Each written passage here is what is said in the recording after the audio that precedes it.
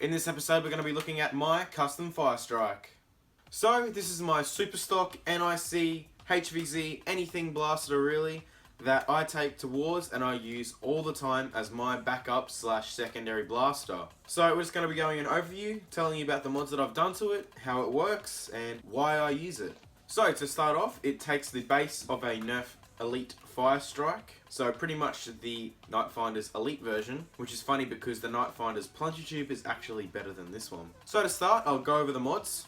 So inside this blaster, I've got a 7 kilogram spring. I'm not too sure what it's designed for, but it does fit in here and it works really well. The draw is a pretty strong draw. I also still have the stock spring in here, so that brings it up to about 8 to 9 kilos. Then up the front, the obvious modification here, I've got the elongated brass barrel. Now this blaster's primary ammo type is Stefan darts or half-length darts.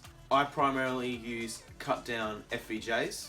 So you don't load this thing like a conventional Firestrike. So the way you reload this blaster is that you'll take this piece of brass here. This is 9/16 over 17/32, so it's a completely airtight seal. This slides over the top like that. So you'll take the 9/16, move it up, take your Stefan, pop it into the door there, prime back. It does vacuum load when it's got a good enough dart. Then slide down the 9/16 and you're ready to fire. So this blaster is hitting a high of 120 FPS. Now for a pistol, that is really good. I've relied on this blaster a lot. I've picked up many tags with it. I've got a thigh holster for this blaster, so fits in there nice and snugly, chills there, so when I need it I can quickly draw it out, pick up my tag, then reload the blaster before putting it back in the holster, so then the next time I want to grab my blaster and fire it, I can.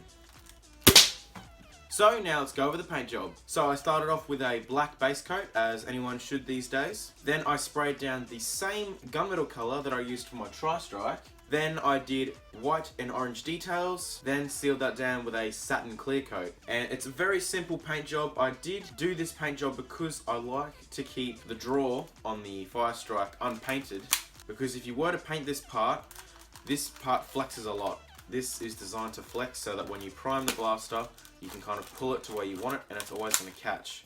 And it can kind of move. If it was very stiff, it'd be kind of hard to prime. So if you did paint this part, moving around, the paint is going to chip off very easily. So if you make your paint job work with the orange parts and kind of keep it there as an aesthetic touch to the blaster, it's not that bad. And I think it works really well as well. So a nice close up here, I painted the laser light detailing there.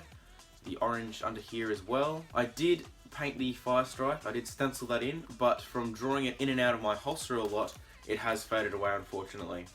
A lot of the paint on this blaster is starting to chip away because it has seen a lot of battle. This blaster, I say, would have at least seen 20 hours of battle in its life. It's been by my side for war after war after war. A good solid year now. I think it's time for a replacement. So I thought I'd get this video out now before it may be going to another home. Also took out the air restrictor, as anyone should if you're going to be installing brass. Re-lubed everything. Made a completely airtight seal. I used 3-day epoxy, epoxied all of the individual parts inside the Firestrike together, creating a perfect airtight seal. Also doubled up on the catch spring to compensate for the mass amount of power we've got in this plunger tube. So that's it for this blaster. Let's take you outside and show you some firing.